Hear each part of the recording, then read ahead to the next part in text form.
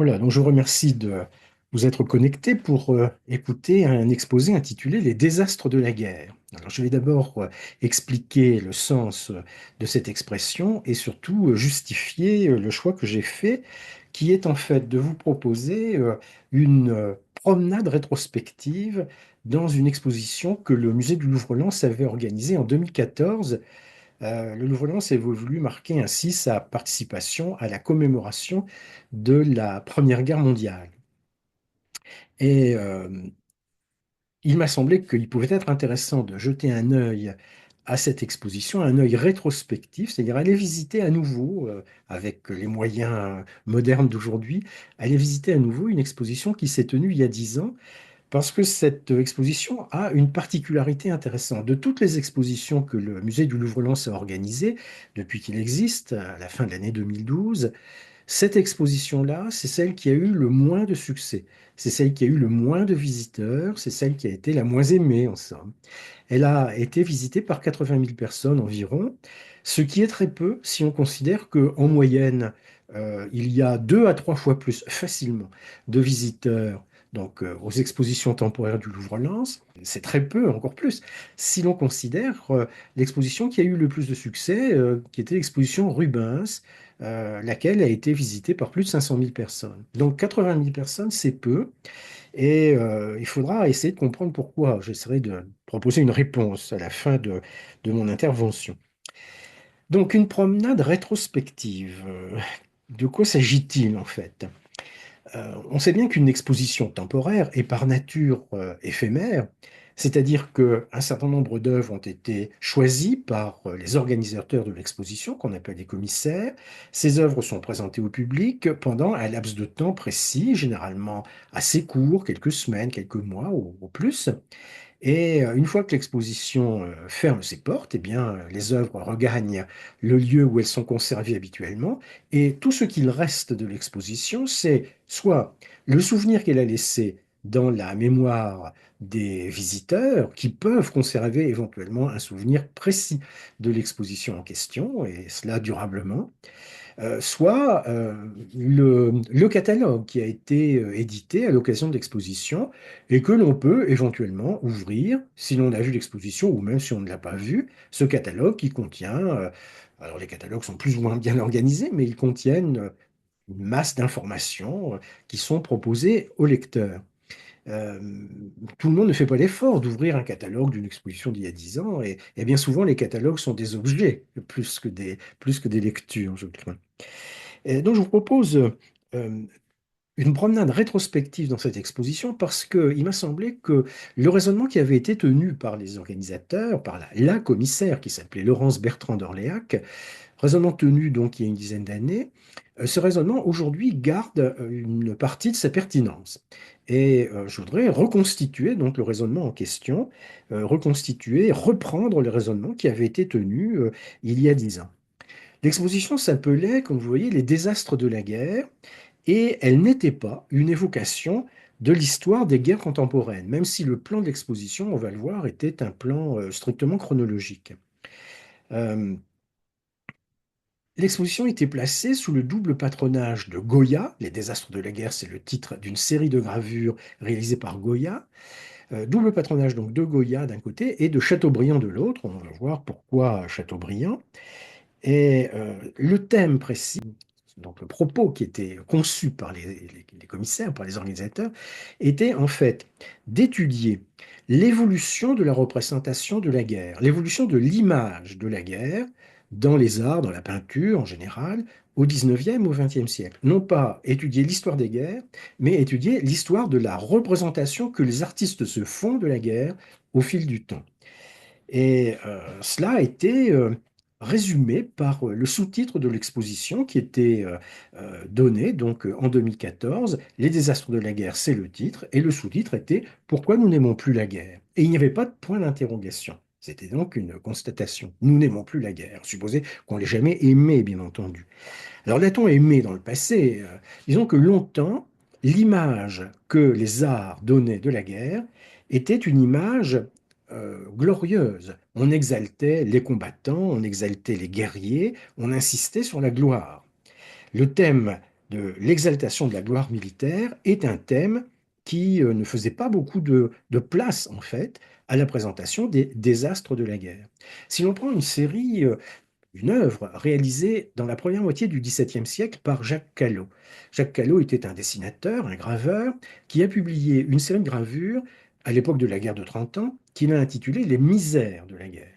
Et dans Les misères de la guerre, on voit en effet toute une description de ce que nous pourrions appeler les désastres de la guerre, mais la dernière image que Jacques Callot propose dans sa série Les misères de la guerre, c'est la remise des décorations, la remise des récompenses. Donc finalement, le thème de l'exaltation du héros ou des héros réapparaît quand même.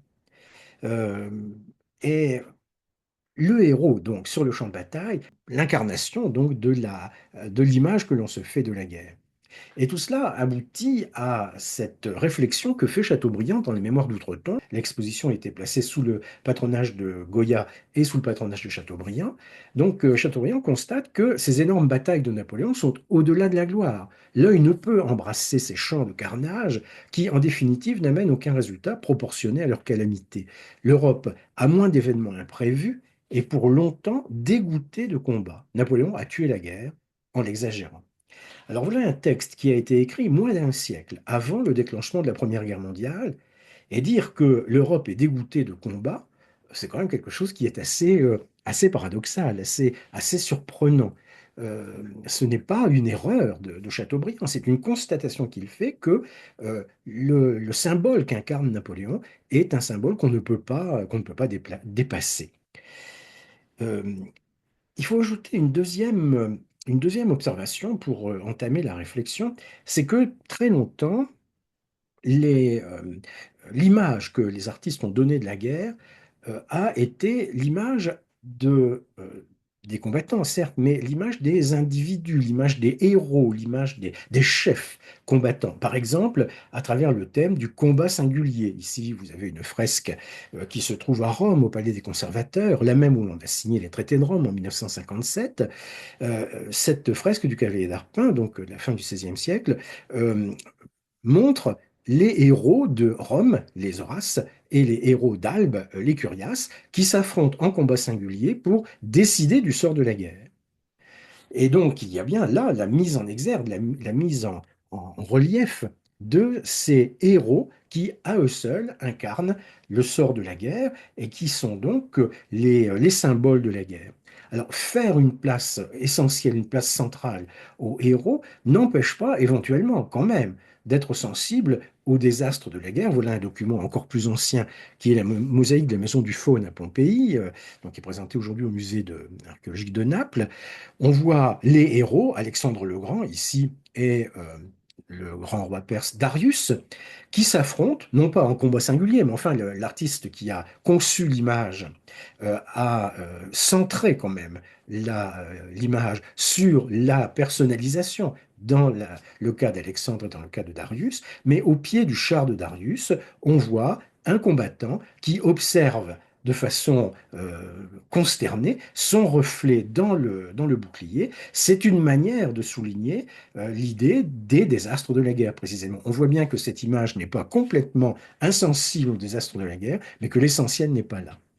Et donc, le propos de l'exposition, on le voit bien en rapprochant ces constatations de Chateaubriand et ces références à des images anciennes. Le propos de l'exposition, c'est cela, c'est-à-dire qu'est-ce qu'il y a de nouveau au XIXe ou XXe siècle dans la représentation de la guerre que donnent les artistes? Eh bien, ce qu'il y a de nouveau, c'est, on va le voir, l'émergence de l'individu, mais de l'individu anonyme, de l'individu qui n'est pas le héros en gloire. En somme, pour se référer non pas à Chateaubriand, mais à Stendhal, ce qu'il y a de nouveau dans l'image que l'on donne de la guerre à partir du XIXe siècle, ce n'est pas la scène où apparaît Napoléon à Austerlitz, mais c'est la scène où apparaît Fabrice à Waterloo, qui ne se rend pas compte de ce qui est en train de se passer. Donc c'est un petit peu ça, en fait, le thème de l'exposition. Et je crois que ce thème conserve évidemment toute sa pertinence. On va donc suivre la démonstration qui était donnée selon une démarche chronologique donc méthodiquement, on ne va pas énumérer toutes les guerres qui se sont déroulées depuis le début du XIXe siècle, évidemment, mais enfin quelques-unes, les principales, qui peuvent être envisagées. Et bien sûr, on commence avec les guerres napoléoniennes, on commence avec la première image, en somme, qui était proposée aux visiteurs en 2014. C'est ce célèbre tableau de David, Bonaparte franchissant le Grand Saint-Bernard. C'est une image qui a été conçue par David de façon tout à fait consciente, évidemment, tout à fait délibérée. Il s'agit de montrer Napoléon, plus exactement Bonaparte, sur son cheval, c'est-à-dire ce n'est pas encore l'empereur au moment du franchissement du Grand Saint-Bernard. Donc le général sur son cheval, le général coiffé d'un bicorne à bordure dorée, le général portant un manteau qui n'est pas vraiment de couleur pourpre, mais enfin qui pourrait l'être, en tout cas un manteau poussé par le vent, à cheval, le cheval cabré, le cheval ayant les pieds posés sur des rochers sur lesquels David a fait figurer le nom des héros du passé qui ont franchi eux aussi le Grand Saint-Bernard. On voit ici Carolus Magnus, Charlemagne, et puis là on a Hannibal, et donc Bonaparte vient ajouter son nom à cette galerie de grands ancêtres, en somme. Il y a donc le général, il y a le cheval. Sous le pied du cheval, on voit quelques petits personnages qui sont là de manière tout à fait anecdotique. Il y a le héros et rien d'autre, en somme. Le héros qui part à l'assaut de la montagne, qui part à l'assaut des ennemis qui sont de l'autre côté de la montagne. Voilà le point de départ, et c'est avec cette image-là, à propos de cette image-là, probablement que Chateaubriand nous explique que Napoléon a tué la guerre en l'exagérant. Cette œuvre est très célèbre. Cette œuvre a été réalisée en plusieurs exemplaires. On a au moins 5 répliques de cette peinture. Celle qui était présentée à Lens, c'était la peinture qui figure à la Bibliothèque des Invalides. Et cette image très célèbre, on peut considérer qu'elle représente euh, une fin. C'est la fin d'une époque. Quelques années après, un peintre moins réputé que David va proposer la même scène, conçue autrement, et montrant Bonaparte franchissant le Grand Saint-Bernard. Ce peintre, c'est Paul Delaroche. Paul Delaroche qui, en 1848, propose donc cette image de Bonaparte sur sa monture, franchissant le col, guidé par un montagnard. Bonaparte, n'ayant pas un manteau rouge soufflé par le vent, mais ayant une redingote grise, le bicorne quand même doré, et donc Bonaparte assis mélancoliquement sur une mule et plus sur un cheval. Il faut dire que le pied de la mule est plus sûr en montagne que le pied du cheval. Et donc voilà, on voit bien, en rapprochant le tableau de David du tableau de Paul Delaroche, on voit bien le changement complet de point de vue que les artistes ont désormais sur la guerre. C'est le thème exact de l'exposition, hein. C'est-à-dire l'évolution de la représentation de la guerre.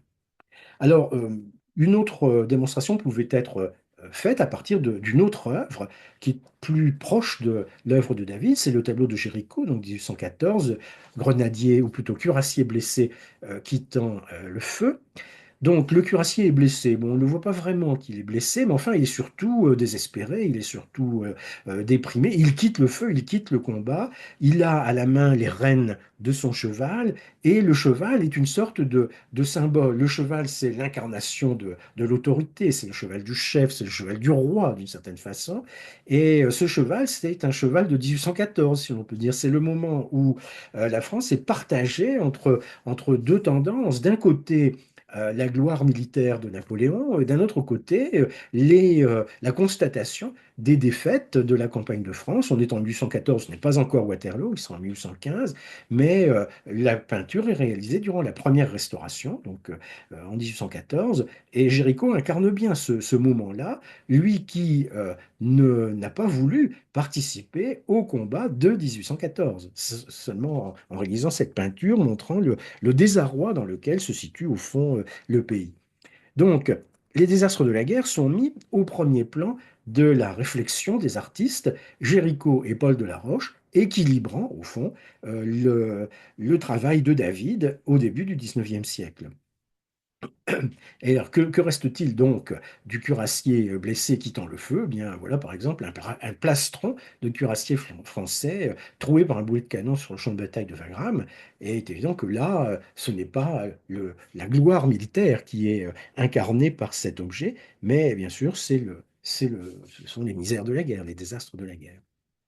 Voilà donc à travers cette première époque des guerres napoléoniennes, le thème posé, le thème développé par le rapprochement de quelques œuvres. Et c'est dans ce contexte, bien sûr, que l'on peut intégrer les gravures de Goya. Alors, vous avez là la page de titre du recueil publié en 1863, bien après la mort de Goya. Les gravures ont été réalisées dans les années 1810, mais elles ne sont publiées qu'en 1863, pour des raisons qui tiennent aux circonstances et à la vie politique compliquée de l'Espagne au XIXe siècle. Et donc, ces gravures de Goya, les désastres de la guerre, sont une œuvre évidemment tout à fait réputée, où Goya montre de façon très précise, de façon très documentée, les désastres de la guerre, c'est-à-dire de l'invasion française en Espagne, donc à la fin des années 1800. 1808, 1806-1808 environ. Goya connaît très bien cette période-là. Il est espagnol, bien sûr, mais il est surtout aragonais. Il est né dans la région de Saragosse. Goya appartient à un courant extrêmement répandu dans l'Espagne de la fin du XVIIIe siècle, qui est le courant proche des idées, des Lumières, proche de l'influence française au fond. Et voilà que Goya, celui qui a reçu l'influence française, constate l'invasion de son pays par les armées françaises. Et cela, évidemment, est pour lui un choc profond. C'est cette impression qu'il a reçue, qu'il a ressentie, qu'il cherche à transmettre à travers les images qu'il compose à partir de 1810. Alors voilà la plus célèbre de ces images. Il a développé le propos en 1814 en peignant ces deux célèbres toiles qui sont conservées au musée du Prado le 2 mai 1808 et le 3 mai 1808, célèbres toiles qui sont directement préfigurées par cette gravure inspirée à Goya par l'invasion française. On remarque que certes les soldats sont français, mais enfin c'est surtout l'envahisseur qui est ici illustré, on voit les gens de dos, hein. Euh, c'est l'envahisseur plus que le français qui est directement ciblé par la critique de Goya.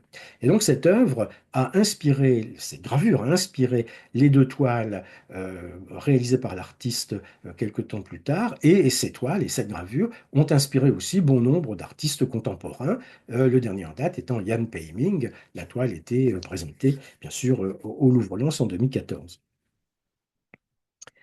Donc, les désastres de la guerre, le, on commence à percevoir, au fond, l'évolution de la représentation de la guerre que nous propose l'exposition du Louvre-Lens.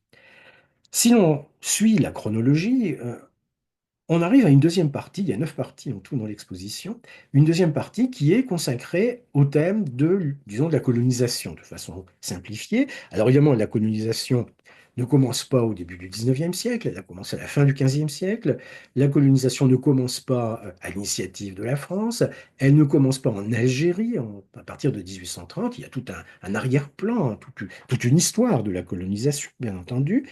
Mais ce thème de la colonisation, on peut le considérer comme euh, la reformulation du thème de la guerre. Bien souvent, dans l'image qui a été donnée de la colonisation, on a insisté sur les aspects, je dirais, les aspects matériels, les aspects utilitaires. Euh, la découverte de l'Amérique, c'est la découverte du chocolat, de la tomate, de la pomme de terre.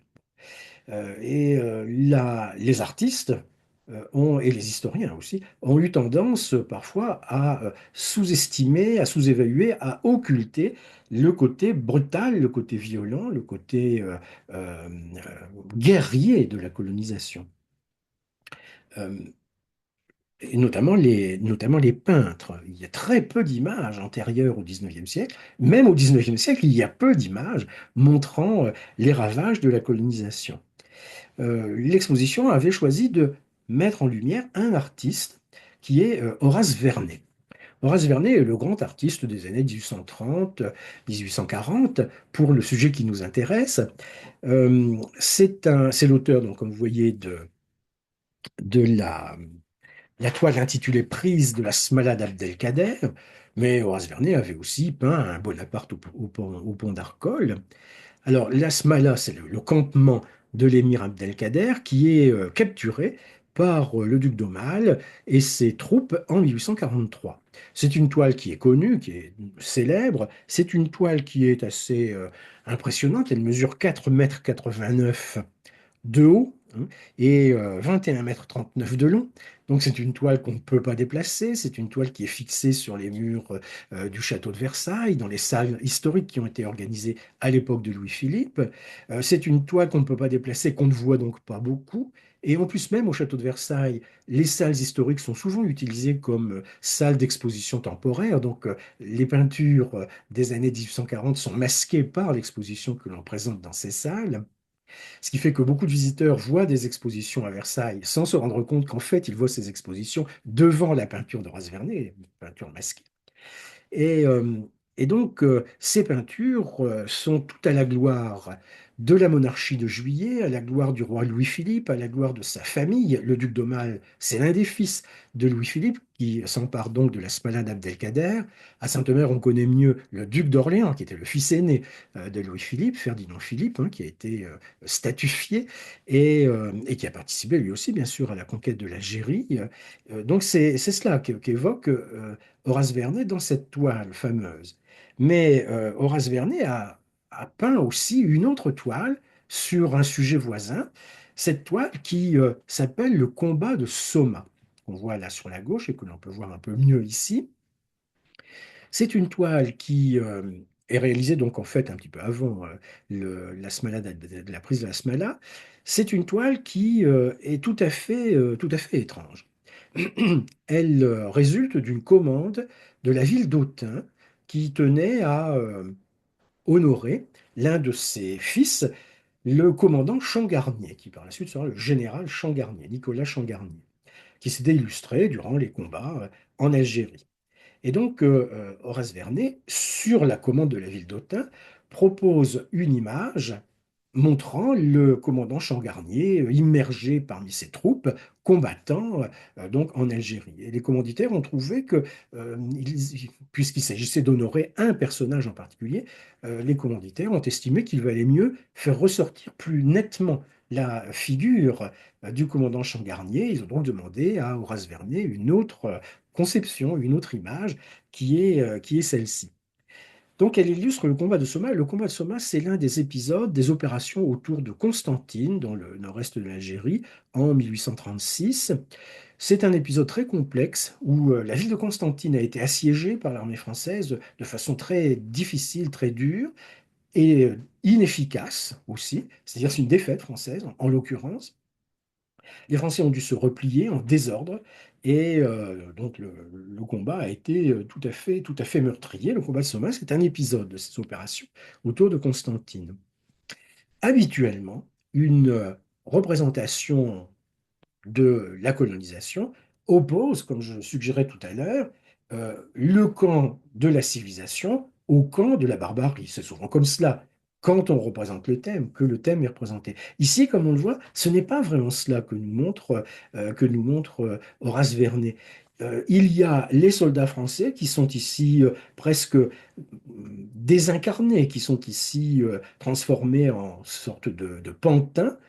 Il y a le commandant Changarnier qui est sur son cheval, mais qui paraît être ailleurs, en fait. Donc on a dans la physionomie des combattants français, on a une impression tout à fait étrange qui est représentée sur leur visage. Le peintre, l'artiste, a choisi une représentation tout à fait particulière, tout à fait curieuse d'un combat entre Français et Algériens, un combat où on voit que les Algériens qui combattent ne sont pas méprisés par le peintre. C'est une toile qui est tout à fait étrange et tout à fait spécifique, tout à fait unique dans la représentation et dans l'œuvre de Horace Vernet, mais même dans la représentation des combats au XIXe siècle, des combats de la colonisation au XIXe siècle.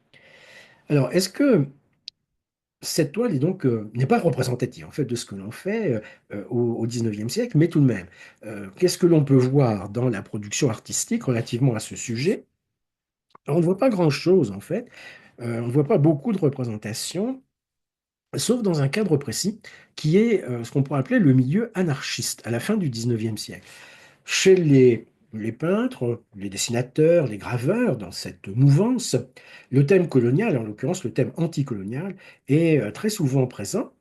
Et voilà, par exemple, un dessin qui a été publié dans L'Assiette au beurre, donc en 1901, par Louis Malteste, et qui incarne bien cette approche donc anarchiste des réalités des guerres coloniales.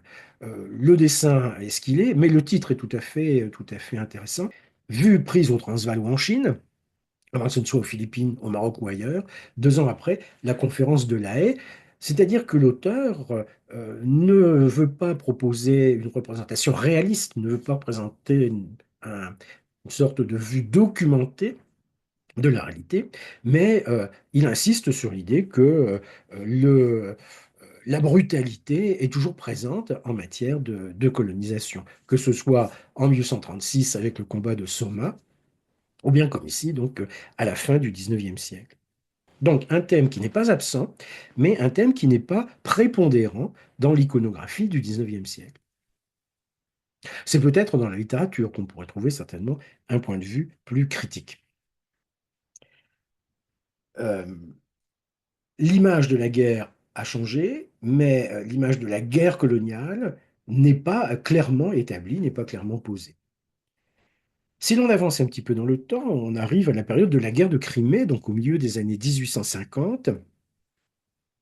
La guerre de Crimée marque une évolution dans la représentation parce qu'il s'agit, on pourrait dire, d'une guerre moderne. Euh, L'on emploie des armes nouvelles, on emploie des instruments nouveaux. Par exemple, le télégraphe est utilisé pendant la guerre de Crimée. On emploie aussi un médium nouveau qui est la photographie. On peut dire que l'exposition 2014 au Louvre-Lens, c'était un dialogue entre la peinture et la photographie. D'abord, surtout des peintures, évidemment, au début du 19e siècle, et puis ensuite, surtout des photographies.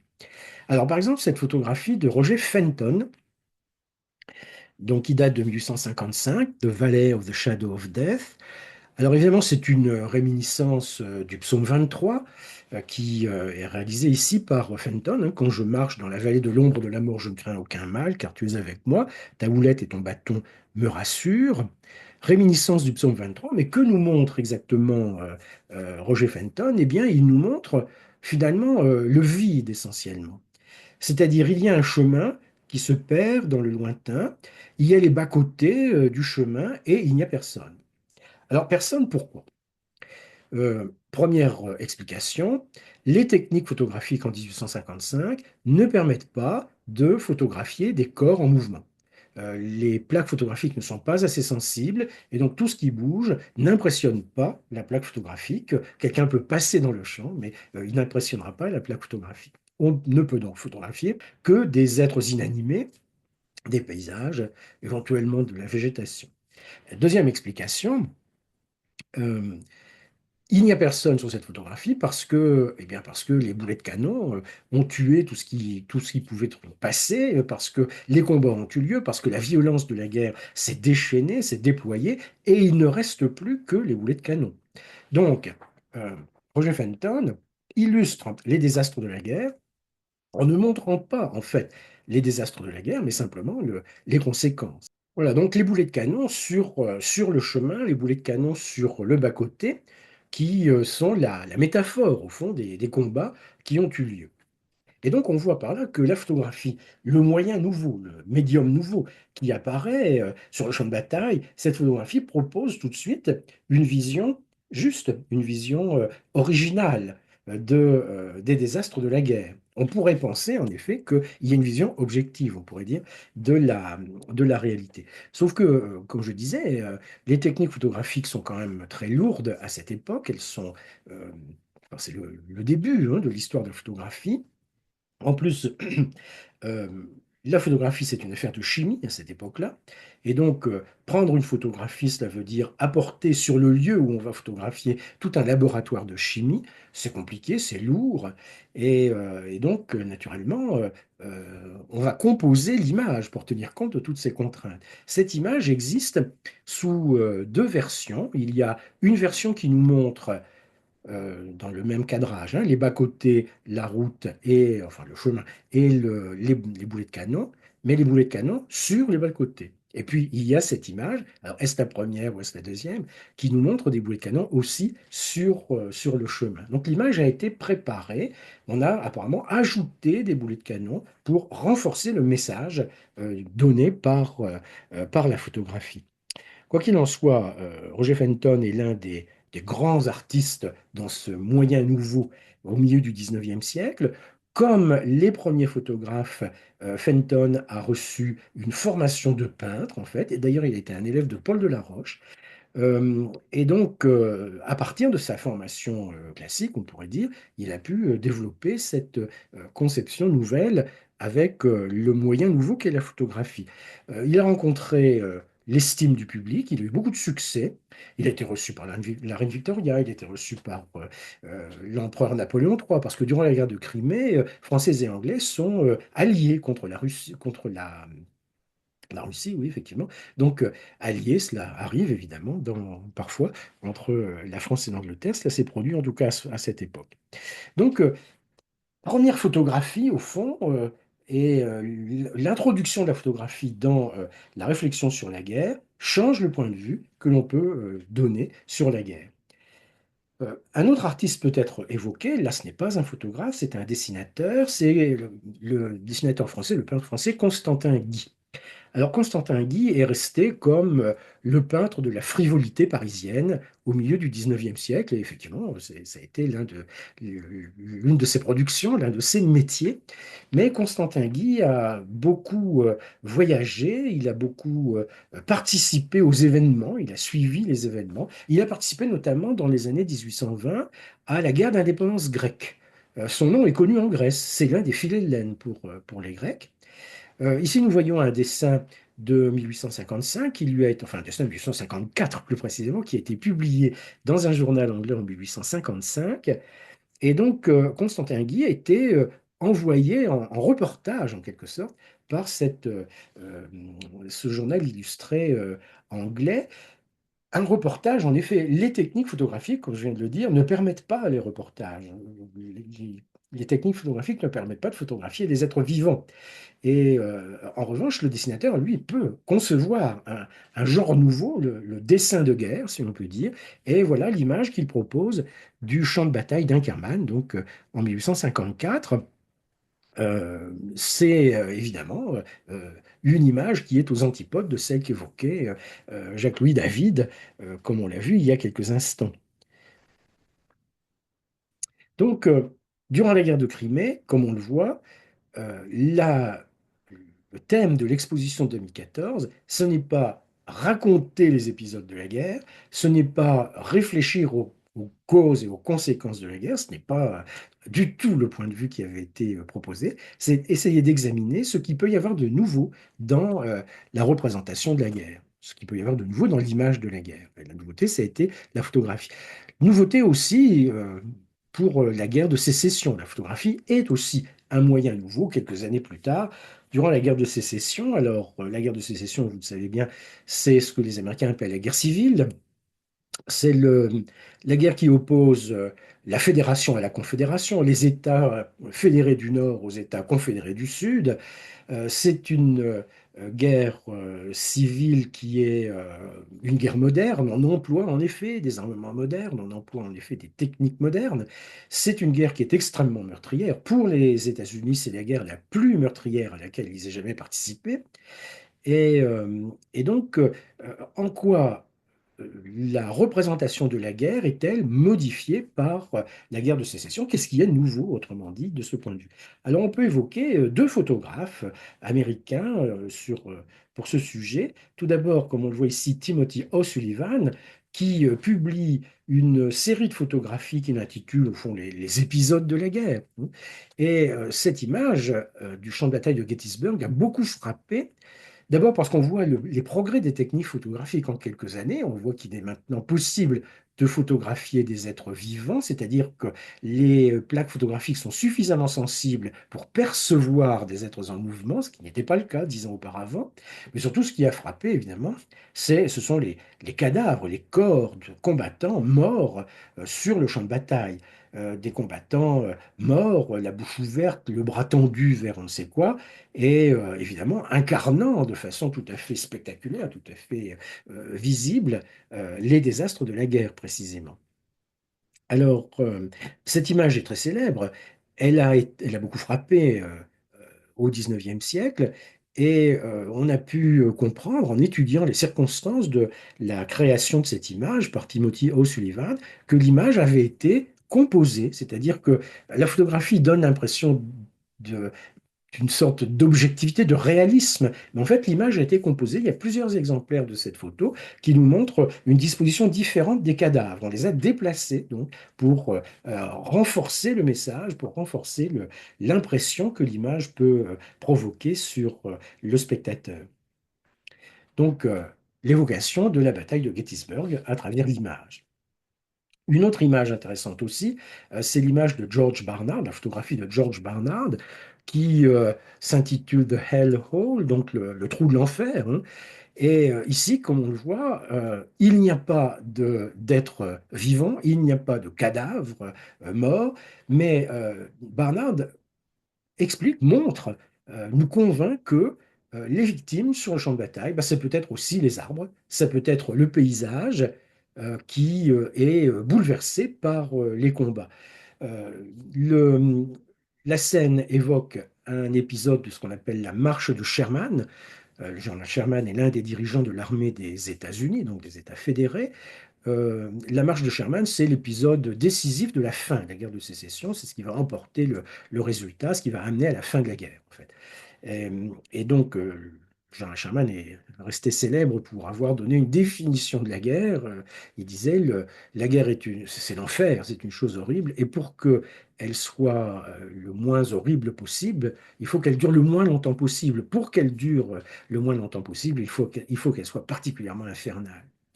Et c'est ce qu'évoque en fait cette image, cette photo. Donc Timothy O'Sullivan et George Barnard ont proposé aux contemporains et à ceux qui les suivent, ils ont proposé une conception nouvelle de l'image de la guerre. Et on peut penser que à terme, cela a eu un certain écho. Si on prend par exemple nous sommes en Géorgie, là. Si on prend par exemple un film comme Autant on emporte le vent, on voit la scène finale d'Autant on emporte le vent qui est l'incendie d'Atlanta. L'incendie d'Atlanta, c'est la fin de la marche de Sherman, justement. C'est tout à fait l'aboutissement du processus. Donc l'incendie de la ville, c'est l'incendie des décors du film, en fait. Et il est possible que les auteurs de ce film aient eu dans l'esprit les images de George Barnard ou les images de Timothy O'Sullivan en composant les images du film. Donc c'est fort probable. Alors, donc on voit à travers l'exemple de deux conflits, la guerre de Crimée, la guerre de sécession, on voit qu'il y a une évolution progressive de l'image de la guerre, et cela se confirme avec la guerre franco-prussienne, précisément, dans la décennie 1870, donc entre l'été 1870 et le printemps 1871.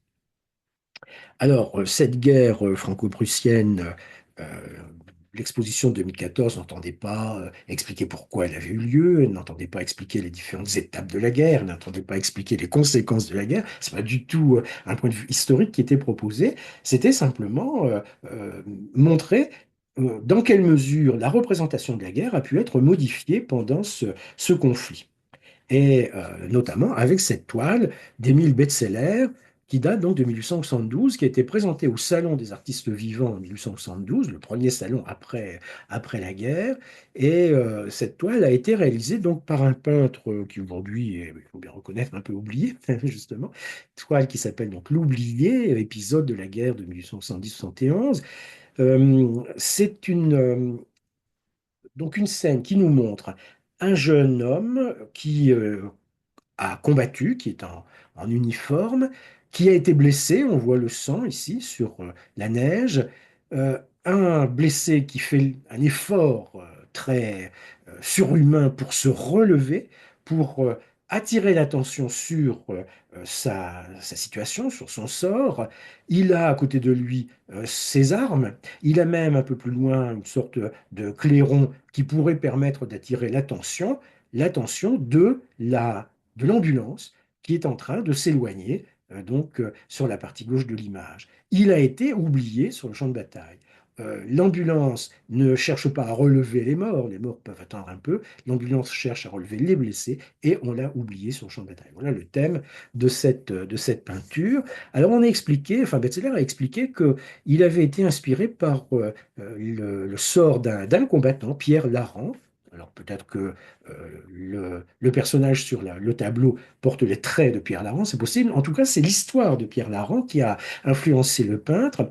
Pierre Laran, c'est un combattant de 1870 qui a été blessé sur le champ de bataille, qui a été oublié aussi sur le champ de bataille, mais contrairement au personnage qu'on voit là, l'ambulance s'est rendu compte que un combattant avait été oublié, l'ambulance a fait demi-tour et donc une infirmière est venue secourir Pierre Laran. Un ange blanc est sorti de l'ambulance pour secourir Pierre Laran, et d'ailleurs Pierre Laran a épousé cette infirmière quelques temps plus tard.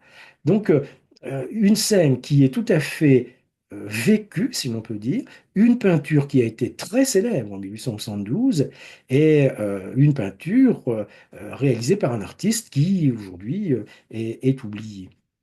Alors on pourrait se dire, en voyant cette image de l'oublié, eh bien, il y a dans le roman de Tolstoï, La guerre et la paix, il y a une scène comparable, justement, le prince André sur le champ de bataille, oublié, et qui est sauvé, non pas par une infirmière, mais par Napoléon qui passe sur le champ de bataille. Alors, Bestseller n'a pas pu être influencé par cette page de Tolstoï parce que le roman en 1872 avait été en effet publié quelques années auparavant, mais seulement en russe. Et la version française est publiée après que Bestseller a réalisé sa toile. Donc, une toile célèbre, une toile qui a été ensuite oubliée, tout comme son auteur, et qui incarne bien une mutation, une évolution dans l'image de la guerre, dans la représentation de la guerre. Ce ne sont plus les combats, ce ne sont plus les combattants héroïques, les combattants singuliers, le général, c'est le combattant isolé, anonyme, ou pas anonyme, mais isolé sur le champ de bataille, sur lequel se concentre l'attention de l'artiste. Alors, un autre épisode intéressant de cette guerre de 1870-71, outre les combats sur le champ de bataille contre les adversaires, un autre épisode, c'est la Commune. La Commune de Paris, des communes dans d'autres villes d'ailleurs, mais la Commune de Paris particulièrement, qui est évoquée par cette toile de Maximilien Luce. Alors, comme vous voyez, la toile a été réalisée longtemps après les événements. Elle date des premières années du XXe siècle. Elle montre une rue de Paris en mai 1871, c'est-à-dire au moment de la semaine sanglante, de la fin du mois de mai, les Versaillais qui entrent dans Paris et qui récupèrent le contrôle de la ville contre les communards qui se replient d'ouest en est jusqu'au Père-Lachaise. Bon, ici, on est dans une rue de Paris, on ne sait pas exactement laquelle, mais enfin, il est certain qu'il y a eu des exécutions sur le chemin. Maximilien Luce veut montrer ici les désastres de la guerre civile, hein, les victimes de la guerre civile qui sont présentées par l'artiste. Cet artiste a deux caractéristiques du point de vue qui nous intéresse. D'abord, du point de vue iconographique et artistique, on peut le ranger dans la mouvance post-impressionniste, même peut-être une influence presque pointilliste dans la représentation, dans la manière de peindre. Et puis d'autre part, Maximilien Luce appartient au courant anarchiste que j'évoquais tout à l'heure à propos de l'image de la guerre coloniale. Euh, on est dans la même mouvance idéologique, si vous voulez, avec Maximilien Luce, la dénonciation de la guerre civile, donc qu'a pu constituer la Commune de Paris au printemps de 1871, entre mars et mai 1871. Mais bien entendu, la toile la plus emblématique, la plus caractéristique de la guerre de 1870, aux yeux des Français qui ont vécu après la guerre, cette toile, c'est la fameuse toile d'Alphonse de Neuville, les dernières cartouches.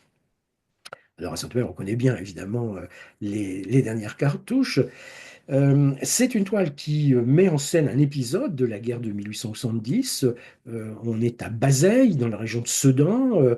Les soldats français font le coup de feu contre les adversaires et ils font le coup de feu tant qu'ils ont des munitions. Et visiblement ici, des munitions, il n'y en a plus, d'où l'attitude consternée du soldat qui se trouve sur la partie droite de l'image.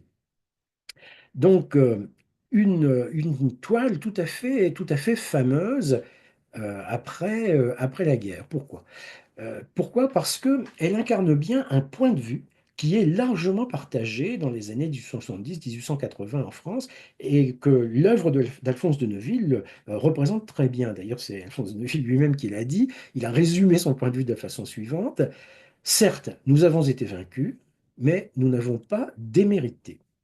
Donc, si nous sommes vaincus, c'est que voilà, nous n'avions plus de cartouches. Nous n'avons pas démérité.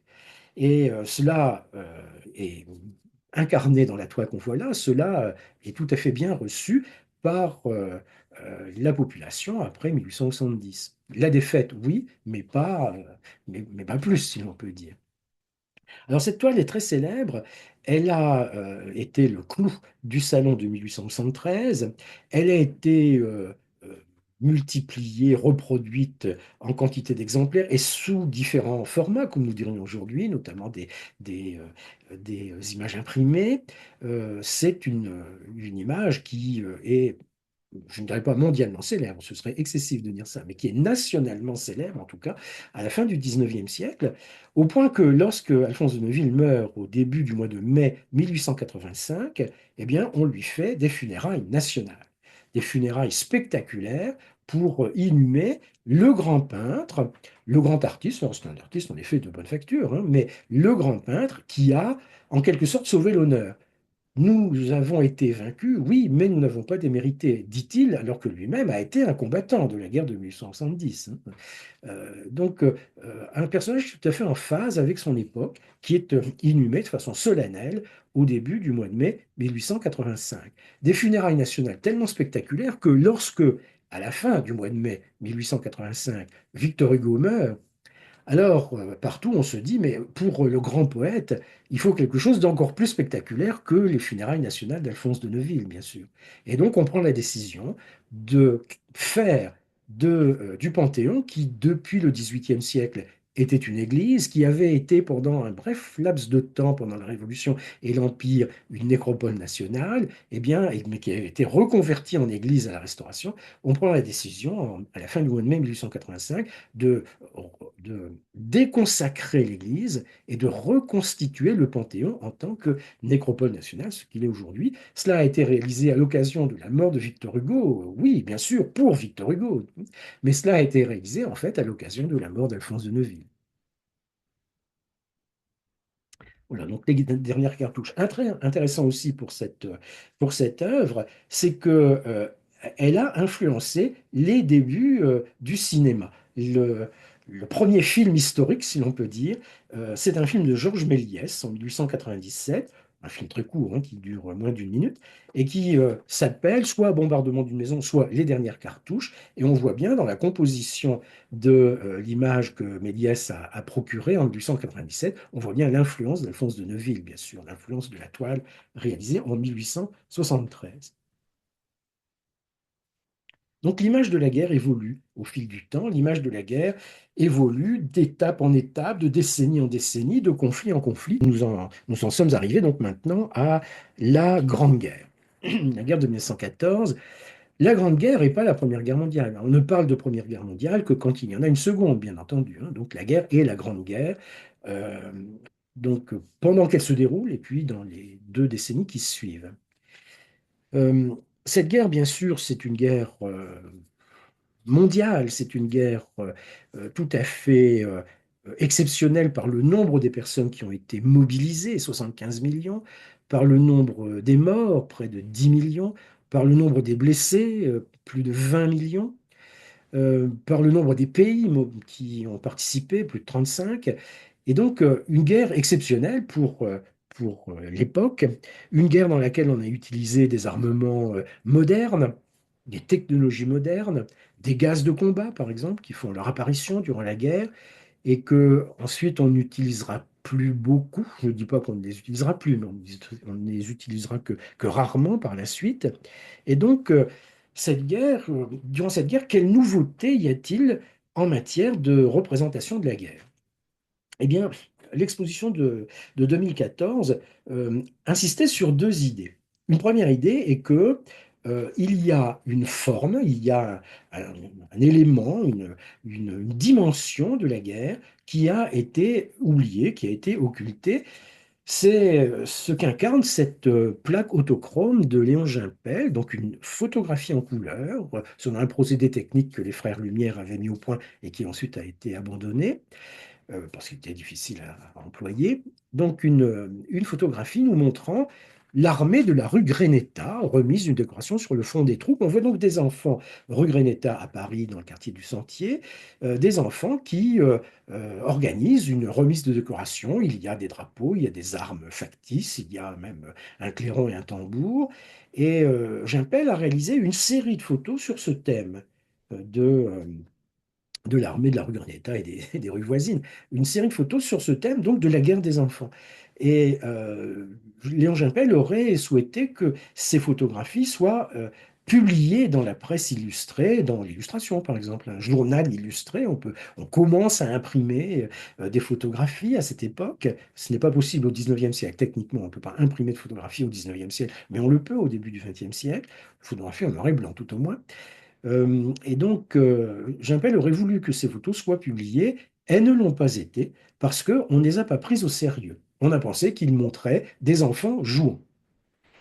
Or, il faut aller au-delà de l'évidence, il faut aller au-delà de l'impression superficielle qu'on peut avoir.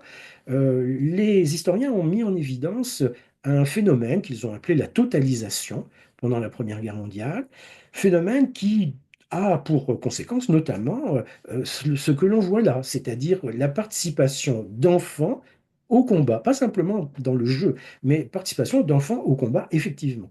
Euh, il y a par exemple le cas très célèbre à la fin de la guerre de Jean-Corentin Carré, qui est un adolescent, on dirait nous, de 15 ans, qui participe au combat dans l'infanterie, qui, une fois que le temps aura passé un petit peu, une fois qu'il sera devenu un petit peu plus âgé, va s'engager dans l'aviation et il va mourir au combat en 1918.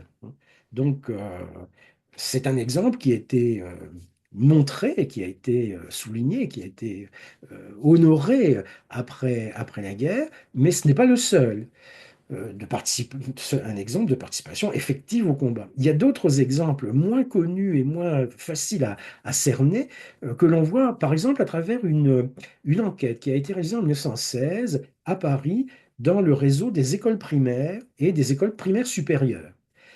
Donc, on a pu faire un sondage, en quelque sorte, dans ce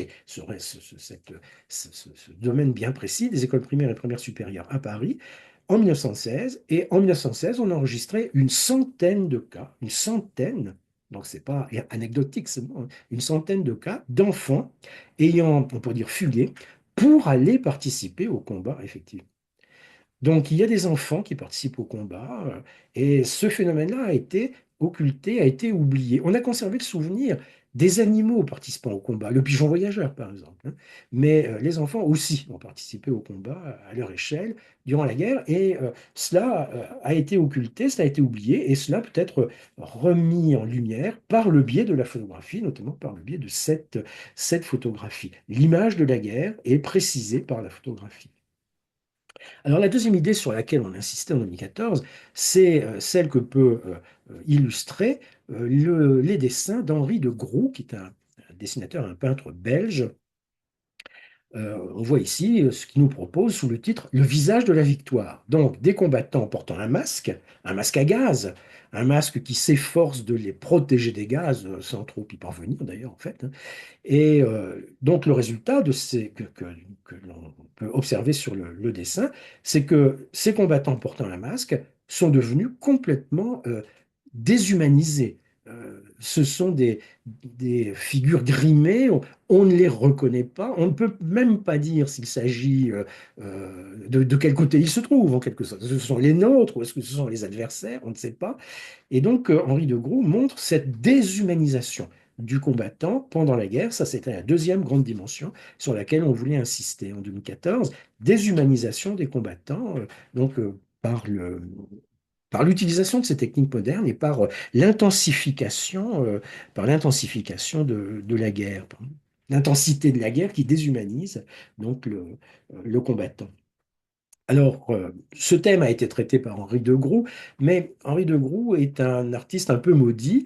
Il est oublié, son œuvre a été oubliée aussi parce que il a fait de mauvais choix, Henri de Groux, en tant qu'artiste, en tant que peintre. Il a refusé, par exemple, d'être exposé en même temps que Van Gogh. Ce qui est évidemment se tromper sur l'évolution des arts au début du XXe siècle. D'autant qu'il a récidivé avec Signac et Toulouse-Lautrec. Donc un artiste qui se marginalise par rapport au grand courant qui se développe et qui sombre dans l'oubli, alors qu'il propose une image en 1900, en 1915, en 1916, hein, il propose une image tout à fait originale et tout à fait nouvelle du combattant sur le champ de bataille. Une image de ce genre est procurée par un artiste beaucoup plus connu, beaucoup plus célèbre, Otto Dix, un artiste allemand un soldat artiste, contrairement à Henri de Groux. Otto Dix a participé effectivement à la guerre dans les tranchées, il a été décoré d'ailleurs pour cela. Et les gravures qu'il propose donc après la guerre, celle-ci date de 1924, il les a publiées sous le titre général Der Krieg, donc la guerre. Il y a toute une série de gravures qu'il a publiées montrant précisément les impressions que la guerre a pu susciter sur lui. Et il y a notamment ce bataillon d'assaut à l'attaque contre les gaz, enfin sous les gaz, qui nous montre les combattants ayant leur masque et déshumanisés aussi. Alors on ne sait pas s'il s'agit des nôtres ou des adversaires. Peut-être qu'il faudrait étudier les uniformes, mais il n'y a pas de précision très, très grande hein, euh, que Otto Dix peut donner à la représentation des uniformes. Déshumanisation des combattants sur le champ de bataille. Le point de vue d'Otto Dix est le même que celui d'Henri de Groux, mais Otto Dix est beaucoup plus connu qu'Henri de Groux. Autodix a donc publié ses gravures sous le titre d'Er Krieg. Il a réalisé aussi un triptyque peint portant le même titre d'Er Krieg, triptyque que l'on peut voir à Dresde aujourd'hui et qui, dans un style différent, illustre les désastres de la guerre aussi. Alors après la Grande Guerre, euh, un autre conflit peut être évoqué, c'est la guerre d'Espagne, durant laquelle on voit une autre évolution encore de l'image de la guerre. Donc la guerre d'Espagne, c'est la guerre civile qui commence en Espagne en 1936, entre eux, disons, pour simplifier, les nationalistes et les républicains. C'est une guerre civile donc intérieure à la nation espagnole, mais c'est une guerre internationale dans la mesure où il y a des combattants étrangers qui combattent aux côtés des deux camps et les deux camps sont soutenus diversement par les grandes puissances. Le camp nationaliste soutenu fermement par l'Italie fasciste et par l'Allemagne nazie et le camp républicain soutenu par l'Union soviétique et mollement par les démocraties occidentales.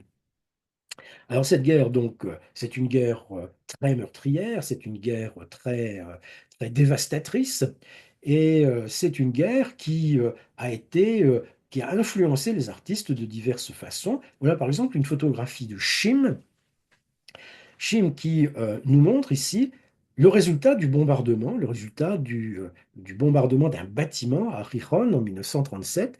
Donc c'est une ville qui a été détruite par un bombardement nationaliste. C'est une ville qui a été donc ravagée par ce bombardement. La bibliothèque notamment a été détruite. Elle contenait des dessins de Lascaux et de Durer. Et Chim nous montre ce qui le frappe le plus. Il s'agit d'étudier l'évolution de l'image de la guerre. Hein. On ne résume pas la brutalité du bombardement simplement par une photo, mais la photo nous montre un épisode, un élément intéressant pour Chim, frappant pour le photographe, qui est la destruction d'une machine à écrire. La machine à écrire, pour l'auteur, c'est pas simplement un objet, c'est un instrument d'expression. Chim écrit des textes qu'il dactylographie et cet instrument est victime de la guerre. La liberté d'expression est victime de la guerre. C'est une métaphore ici qui nous est proposée par ce photographe. Il y a d'autres photos célèbres hein, de la guerre d'Espagne, mais j'ai choisi celle-ci. Et puis une autre œuvre datant du temps de la guerre d'Espagne pouvait être évoquée, c'est le fameux Guernica de Picasso. Alors on n'avait pas déplacé à Lens en 2014 la toile de Picasso. La toile est considérée en Espagne comme un monument national, donc elle ne se déplace plus. Les monuments ne se déplacent pas, ce sont les visiteurs qui se déplacent pour aller visiter les monuments. On n'avait pas déplacé la toile, mais on avait déplacé des dessins préparatoires pour cette toile, notamment celui-ci. Alors, ce dessin n'a pas été repris tel quel par Picasso dans la toile finale, mais il illustre bien l'originalité du point de vue. Il illustre bien l'originalité du point de vue de Picasso. C'est insister sur la brutalité de la guerre, brutalité qui se traduit par le cri de douleur et le cri de peur aussi par exemple ici, du cheval. Et donc l'idée générale est que il faut montrer cette brutalité en réalisant une œuvre, une belle œuvre qui renforce la pertinence du message que l'on va adresser aux spectateurs. Donc l'étude pour Guernica qui était présentée à Lens en 2014. La guerre d'Espagne, donc, qui a marqué une inflexion dans l'évolution de l'image de la guerre. Inflexion qu'on va trouver aussi pendant la Seconde Guerre mondiale. Alors, concernant la Seconde Guerre mondiale, ben, je pourrais reprendre ce que je disais de la première tout à l'heure, c'est-à-dire une guerre tout à fait exceptionnelle par le nombre des pays concernés, donc 61 contre 35, le nombre des personnes mobilisées, 100 millions, le nombre des morts, plus de 50, des désastres extraordinaires évidemment, et pour terminer, la bombe atomique en 1945. Et bien sûr la Shoah pendant la période. Donc, comment les artistes voient-ils les choses et comment l'exposition de 2014 avait-elle représenté, avait-elle illustré cela? Euh, Voilà par exemple une toile d'un peintre anglais, Paul Nash, qui euh, a été composée euh, à partir de l'observation d'un paysage dans la région d'Oxford. Dans la région d'Oxford, donc, Paul Nash a repéré un lieu où l'on a entassé les carcasses d'avions abattus.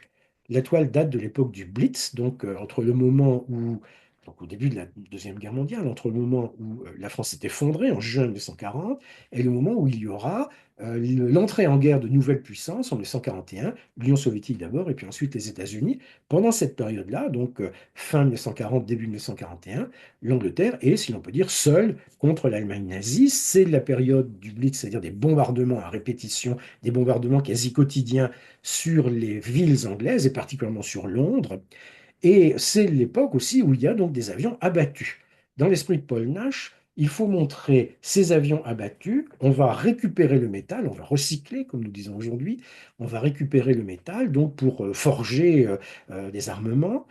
Et Paul Nash, très consciemment, très sciemment, montre des avions allemands avec la croix de la Luftwaffe que l'on voit ici, hein, la croix donc, de l'aviation allemande, des avions allemands qui ont été abattus, alors qu'il y a aussi des avions anglais, et pas seulement anglais, qui ont été abattus. Mais Paul Nash sait très bien que une image peut avoir un impact sur le moral de la population. Et si on propose une image strictement documentaire des pertes, euh, des pertes de matériel, montrant à la fois du matériel allemand, du matériel anglais, cela risque de démoraliser la population beaucoup plus que si on lui montre seulement du matériel allemand. Euh, voilà, donc il y a une dimension idéologique dans cette peinture, dimension idéologique que l'auteur s'efforce de renforcer par le terme qu'il utilise pour nommer sa peinture. Totes Meer, lui qui est anglais utilise une expression allemande pour désigner cela, la mer morte, ce n'est pas une allusion géographique, hein, la mer morte, qui est éclairée ici par le clair de lune et qui s'efforce de montrer que, au fond, cette guerre est une guerre de matériel en grande partie, que cette guerre de matériel sera remportée par la plus grande puissance matérielle et que donc, même s'il y a le Blitz en 1941, la guerre n'est pas finie et il faudra attendre évidemment que toutes les forces industrielles soient rassemblées, coalisées pour que la guerre s'achève par la victoire des plus forts. Alors, une autre représentation originale pour la Seconde Guerre mondiale, qui est très frappante, c'est la photographie de l'enfant juif de Varsovie. Alors, c'est une photographie qui appartient à une série qui a été réalisée par les occupants nazis de la Pologne. C'est une photographie donc qui montre les circonstances de la destruction du ghetto juif de Varsovie en 1943. Donc il faut distinguer la destruction du ghetto en 1943 et le siège de Varsovie en 1944. Souvent, on parle du siège de Varsovie plus que de la destruction du ghetto. Donc, les populations juives sont extraites de force de leur ghetto, comme on le dit ici, extraites de force des bunkers. Et bien sûr, on peut imaginer le sort qu'elles vont connaître dans les mois qui suivent, dans les camps de concentration. Les photographes de l'armée allemande ont photographié des scènes de la destruction du ghetto à destination des dirigeants de l'Allemagne nazie, pour leur montrer comment les choses s'étaient passées, comment les choses avaient été organisées. Et une photographie comme celle-là, évidemment, est riche d'informations sur, bon, par exemple, l'armement des soldats, sur l'habillement des populations. C'est une photographie, on pourrait dire, documentaire. Mais bien entendu, si elle est si célèbre, c'est qu'elle a une valeur symbolique particulière, notamment si on la recadre, une valeur symbolique particulière où l'on voit l'enfant menacé par, par les nazis, par les soldats, l'enfant victime innocente, au fond, de cette guerre et de cette extermination. Un enfant sur lequel on n'a pas beaucoup d'informations d'ailleurs, mais il est devenu une sorte de symbole, il est devenu une sorte de héros pendant cette guerre, photographié qu'il est par ses propres bourreaux, au fond. Une autre image intéressante, euh, produite durant la guerre, puisque nous étudions l'évolution de l'image de la guerre.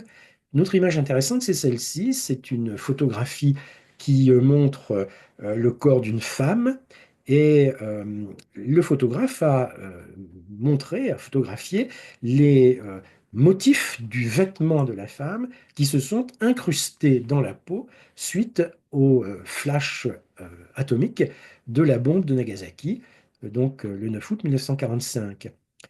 C'est une photographie qui a été prise par un photographe japonais, qui a été prise à l'initiative de l'armée japonaise, qui a été prise après, évidemment, l'explosion atomique du 9 août 1945, mais qui a été prise avant l'arrivée des soldats américains sur le sol du Japon, sur le sol de l'île principale du Japon, Honshu, à la fin du mois d'août. Donc dans cette période-là, le Japon est en train de capituler, mais euh, le- l'armée japonaise cherche à illustrer la brutalité de l'armement nouveau, le caractère extraordinaire de cet armement nouveau, en prenant ce genre de photographie.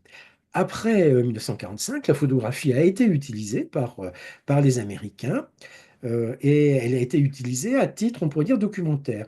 Bien sûr, il y a la bombe atomique, évidemment, c'est une arme nouvelle qui est très dévastatrice, mais c'est aussi des processus physiques, ce sont aussi des effets, des phénomènes inédits que l'on comprend pas forcément très bien, mais que l'on peut éclaircir, que l'on peut illustrer par cette photographie. L'incrustation des motifs du vêtement dans la peau de la victime, qui a été éclairée par le flash atomique. Elle n'a pas été tuée par l'explosion. Peut-être elle a été irradiée, elle mourra par la suite, mais pour le moment, elle est vivante, mais l'impact est inscrit dans sa chair, en quelque sorte.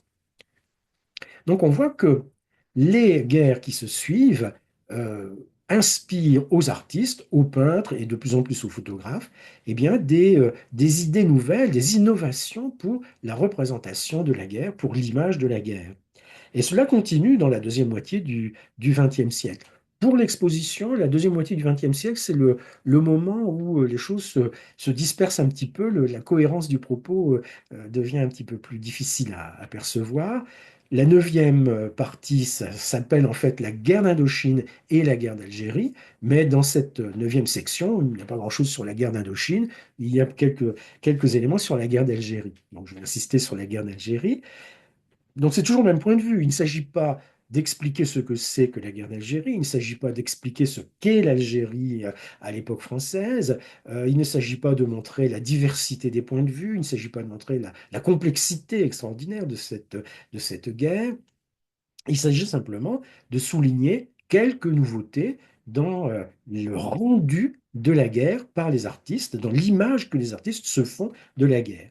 Et c'est surtout une idée qui a été mise en lumière par l'exposition, cette idée qui est incarnée par cette œuvre collective, donc qui s'appelle le Grand Tableau antifasciste collectif, qui date de 1961 et qui a été réalisé par plusieurs artistes dans une manifestation qui s'est tenue à Milan, donc en 1961.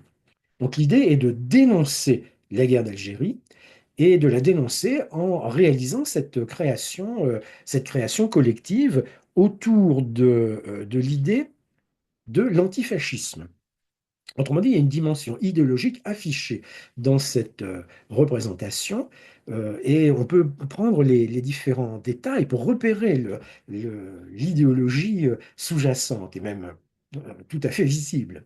On voit par exemple ici une croix gammée qui a été réalisée en liège et qui est collée sur le tableau. Je précise que le tableau mesure 5 mètres sur 6. Donc une croix gammée collée sur le tableau. C'est un tableau antifasciste. On voit ici bon, ce n'est pas lisible sur ma photo, mais sur l'original, c'est tout à fait lisible, c'est suffisamment grand pour être lu. On voit le manifeste des 121, c'est-à-dire ce tract, cette pétition contre la guerre qui a été lancée en 1960 en France. Et là, le texte est lisible sur le tableau. On voit une dénonciation du rôle de l'armée.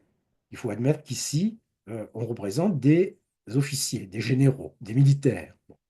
Admettons qu'on voit des militaires. Donc, dénonciation du rôle de l'armée dans la guerre d'Algérie. Dénonciation aussi de, de l'influence, de la collusion qu'il y a entre l'Église catholique et les États, et l'État français en particulier, durant la guerre d'Algérie. Alors, cela se montre notamment ici sur l'original, la figure est grandeur nature, sur ma photographie, elle est tout à fait microscopique, mais on peut reconnaître là le portrait du cardinal Ottaviani. Le cardinal Ottaviani, en 1960, est le chef du Saint-Office. Alors, le Saint-Office s'appelait autrefois l'Inquisition, le Saint-Office s'appelle aujourd'hui la Congrégation pour la propagation de la foi. Donc, c'est une des actions de l'Église catholique pour diffuser la foi catholique dans le monde. Et le cardinal Ottaviani, qui dirige cet office, ce Saint-Office, est considéré comme le moins ouvert à la modernité qu'il y ait parmi la curie romaine, le plus conservateur, si l'on peut dire, et les artistes l'ont choisi comme symbole donc de cette collusion entre l'Église et les États dans les guerres coloniales plutôt que d'incriminer le pape régnant en 1961, qui est le pape Jean XXIII, que l'on n'a pas représenté sur le tableau. On voit également, dans la partie gauche du tableau, on voit le corps d'une femme qui est éventré.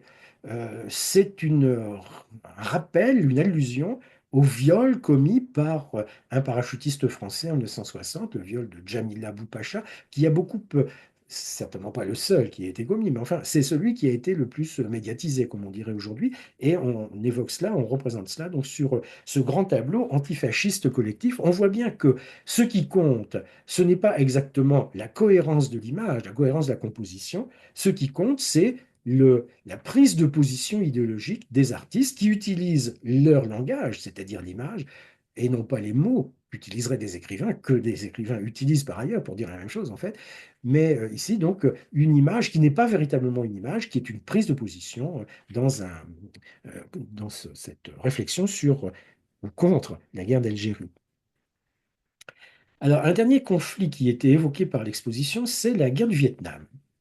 La guerre du Vietnam, il y a eu la guerre d'Indochine sur laquelle on n'a pas dit grand-chose, mais la guerre du Vietnam qui est plus significative du point de vue qui nous intéresse, donc l'évolution de l'image de la guerre. Euh, Encore un exemple donc du regard des artistes concernant la guerre, concernant les désastres de la guerre. Et dans le cas de la guerre du Vietnam, la nouveauté, ce n'est pas qu'il s'agit d'une guerre lointaine, il y a eu d'autres guerres lointaines antérieurement, ce n'est pas qu'il s'agit d'une guerre idéologique, il y a eu des guerres idéologiques antérieurement, ce n'est pas qu'il s'agit d'une guerre de décolonisation, il y a eu des guerres de décolonisation antérieurement, Ce qui est original dans la guerre du Vietnam, du point de vue qui nous intéresse, c'est le rôle de l'image, mais de l'image cinématographique, surtout de l'image photographique et encore plus nettement de l'image télévisée. Le rôle de la télévision qui a été tout à fait déterminant pendant cette période, la télévision qui permettait de montrer des images tous les jours, des images des combats, des images des désastres, des images donc répétées en noir et blanc d'abord et puis ensuite en couleur pendant pendant donc cette guerre du Vietnam auprès des foyers américains, mais aussi auprès de toutes les personnes dans le monde, en fait. Alors, c'est difficile pour moi de montrer des images télévisées, donc je vais m'en tenir aux images photographiques. Et d'ailleurs, l'exposition insistait surtout sur les images photographiques, et notamment donc cette exécution de Saigon d'Eddie Adams, prise en 1968. Donc, Eddie Adams est un photographe qui croit participer en fait à un interrogatoire et croit observer un interrogatoire et qui observe ça. Donc c'est une image qu'il prend et qu'il va publier, qui va être publiée à la une des principaux journaux, qui va être montrée, donc, comme je le disais, à la télévision, et qui va avoir un effet considérable, naturellement, partout dans le monde. D'ailleurs, l'auteur, Eddie Adams, l'a très bien compris et l'a reconnu, et disait, l'officier tue le combattant avec son pistolet, mais moi, j'ai tué l'officier avec mon appareil photo. Donc une image très spectaculaire, une image très impressionnante qui est prise en 1968. Cela vaut bien sûr au photographe le prix Pulitzer cette année-là, mais cela illustre le, le choc des photos au moins autant que le poids des mots en quelque sorte, hein. On voit cela très nettement à travers cette image fameuse. Une autre image légèrement postérieure a un effet encore plus grand, c'est cette image, donc cette photographie de Nick Hutt, Napalm Girl, qui illustre donc un épisode de la guerre en 1972, un bombardement au napalm, donc bombardement incendiaire sur un village dans le sud du Vietnam. Et le photographe immortalise ces enfants qui courent, ces enfants qui ont été victimes du bombardement. Leurs vêtements ont brûlé, en tout cas pour cette fillette qui est là, qui s'appelle Kim Phuc, ses vêtements ont brûlé. Donc elle s'en est débarrassée pour éviter d'être brûlée elle-même. Elle est quand même brûlée sur une partie du corps, et donc elle hurle sa douleur et sa peur en courant sur la route. Les autres enfants, eux, n'ont pas été directement brûlés, mais crient leur peur aussi. Alors cette photographie est très célèbre. Elle est très souvent recadrée pour centrer l'image sur les enfants. Et donc on élimine le photographe qui est là. En fait, il y a trois photographes sur la scène dont l'un est capable de prendre la photo et dont l'autre est en train de recharger son appareil photo, ce qui montre le caractère parfois aléatoire de la photographie. Une image qui est donc très, très fameuse et qui a eu des conséquences à très long terme, et des conséquences tout à fait insoupçonnées. Alors, c'est une image qui peut donc paraître tout à fait juste et tout à fait réaliste, mais qui est souvent présentée en étant recadrée, donc qui est préparée en fait pour être montrée. C'est une image qui n'a pas plu à tout le monde, on comprend bien en 1972. Notamment, l'état-major américain a considéré qu'avec des images de ce genre, celle-ci et l'exécution de Saigon, on pouvait perdre facilement une guerre sur le plan psychologique. Donc, dans les conflits futurs, on va contrôler la production des images, on va contrôler le travail des photojournalistes, on va censurer, si on peut dire, hein, le travail des photojournalistes pour que des images de ce genre ne soient plus produites ou ne soient produites que très, très exceptionnellement. Donc, les images de la guerre du Vietnam ont un effet direct sur les conflits ultérieurs. L'image a changé et donc tout a changé. Par ailleurs, la photographie a été mal reçue par certains en 1972 parce qu'elle montrait une nudité frontale, la nudité frontale d'une enfant sur une image, sur une photographie dans la presse. Et ça, pour la presse américaine, à l'époque, pour les codes de décence de la presse américaine, c'est absolument insupportable.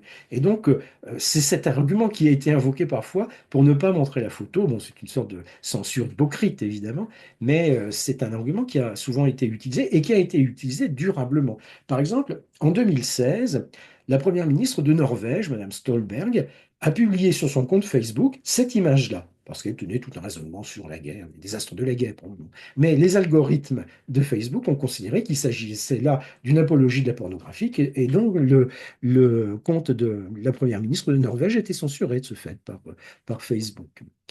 Euh, Cette image a été enfin, c'est diffusé, a été très, très connu partout dans le monde, ce qui a permis au photographe d'obtenir le prix Pulitzer, évidemment, de lui donner une notoriété internationale, mais cette image a eu un effet aussi pour l'enfant Kim Phuc.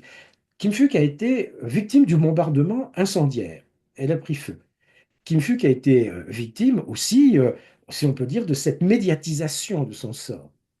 Elle est devenue une, un symbole pour le gouvernement du Vietnam du Nord. La guerre n'est pas finie en 1972, hein, loin de là. Elle est devenue le symbole de la brutalité de l'impérialisme américain qui s'en prend même à des enfants. Et donc, Kim Phuc a été instrumentalisé par le régime communiste vietnamien après 1975, puisque la domination communiste s'est étendue sur l'ensemble du Vietnam après 1975. Mais elle a réussi à quitter le Vietnam, à s'enfuir du Vietnam et à trouver refuge au Canada, où elle vit toujours aujourd'hui, et où elle a fondé une association, une fondation avec l'aide de l'UNESCO qui vient en aide aux enfants victimes des guerres en leur apportant une aide psychologique et en leur apportant une aide médicale. Donc on peut dire que la vie de Kim Phuc, cet enfant de 9 ans, a été complètement bouleversée par le bombardement, bien sûr, mais complètement bouleversée par cette photographie. Elle est devenue, à son corps défendant, elle est devenue une héroïne.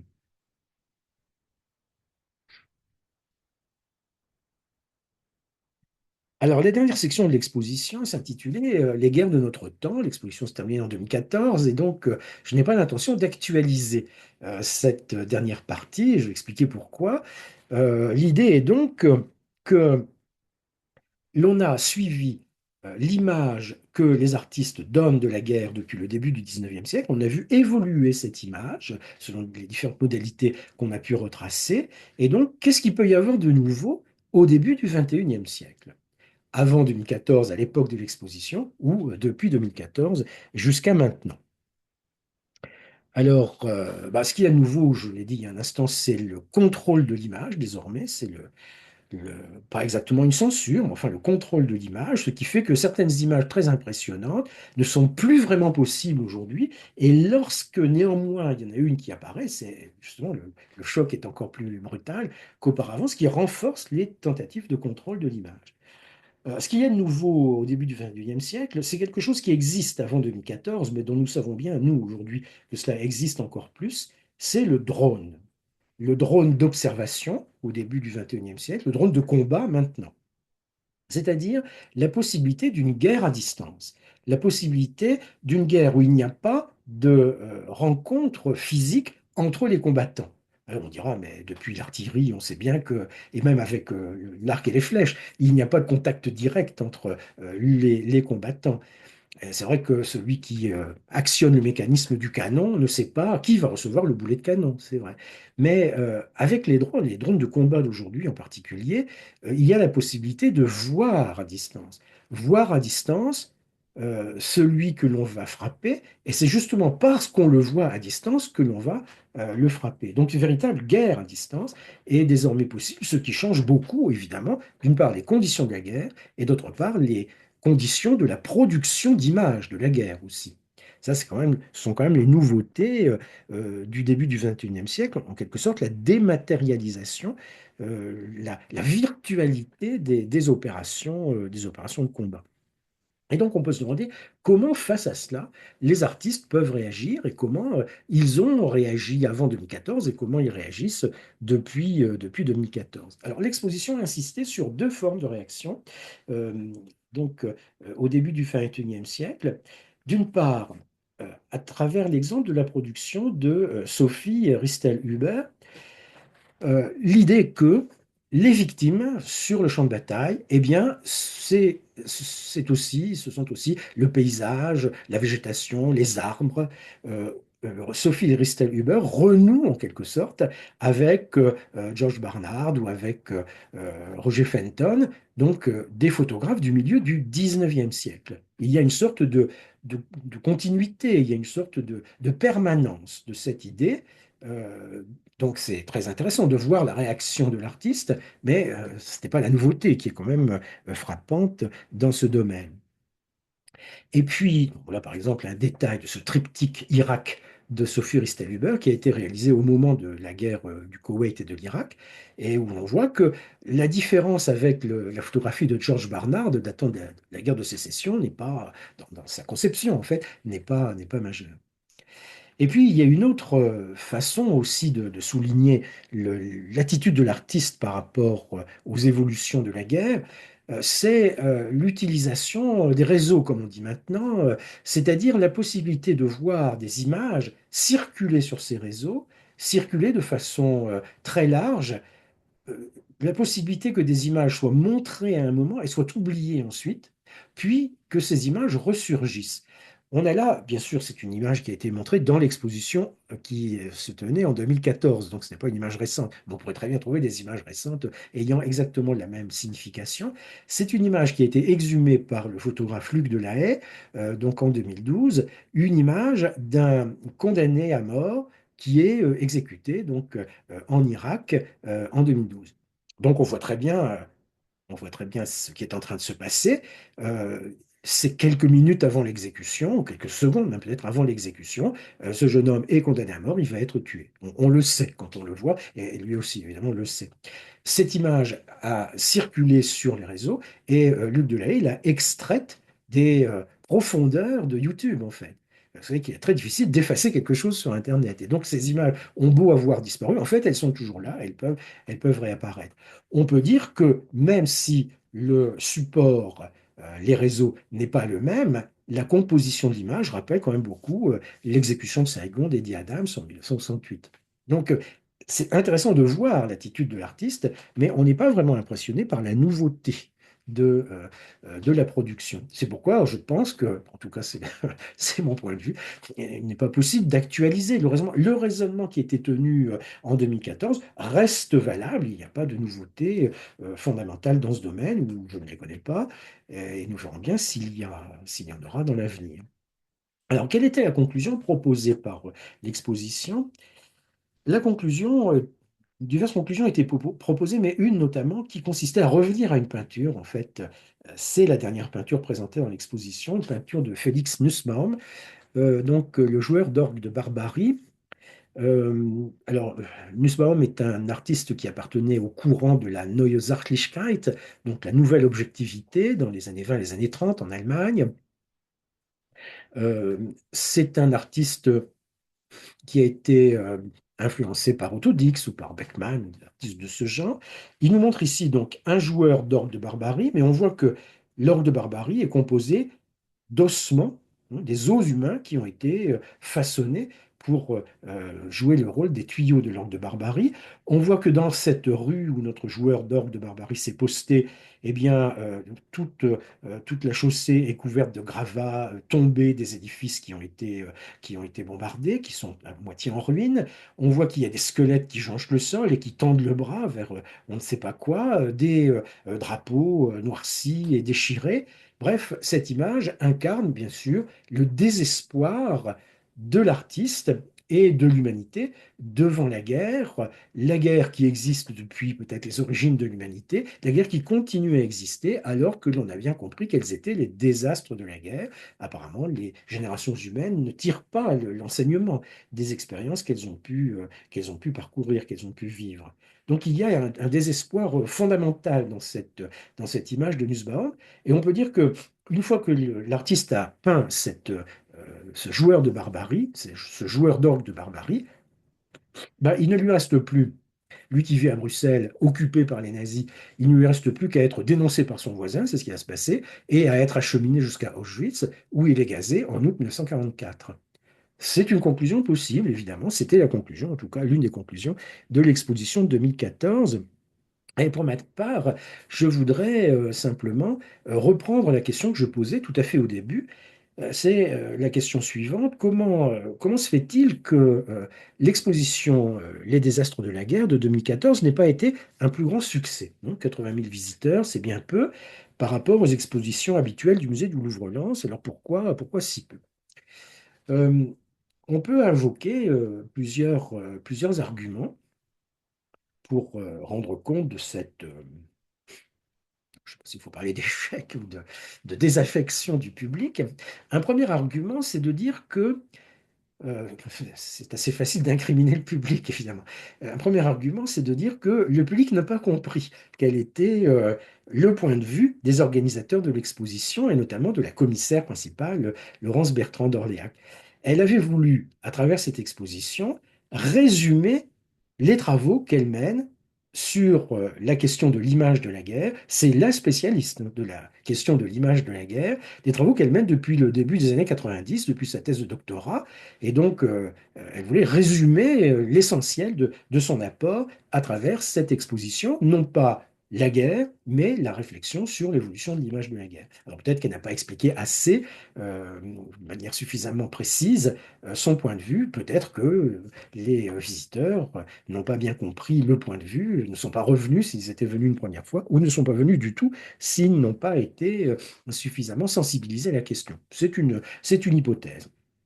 Une autre hypothèse aussi, c'est de dire que, au fond, l'exposition était organisée en 2014 au moment du centenaire de la Première Guerre mondiale. Cette année-là, il y a eu de nombreuses manifestations, de nombreuses cérémonies pour commémorer la guerre de 1914, pour remémorer la guerre de 1914. Donc cet effort mémoriel a été mené, très bien mené d'ailleurs, à l'époque, mais l'exposition du Louvre-Lens, ce n'était pas une exposition de remémoration, c'était une exposition de réflexion, d'analyse sur la question de l'image de la guerre. Et donc, la réflexion sur l'image de la guerre cadrait assez mal, finalement, avec la remémoration donc de la guerre mondiale entreprise en 1914. C'est probablement ce qui explique que les visiteurs ont pu être déçus par l'exposition qu'ils ont vue et le bouche à oreille jouant son effet, eh bien, seulement 80 000 visiteurs sont venus voir l'exposition et non pas les 200 ou 300 000 qu'on voit habituellement. En tout cas, c'est une interprétation qu'on peut avancer et c'est cela qui m'a donné l'idée de vous proposer cette promenade rétrospective dans une exposition qu'on ne peut plus voir, évidemment, qui est terminée depuis 10 ans, mais dont il reste quelque chose. Le raisonnement qui avait été tenu, je pense, conserve une partie de sa pertinence. En tout cas, c'est ce que j'ai voulu vous expliquer aujourd'hui.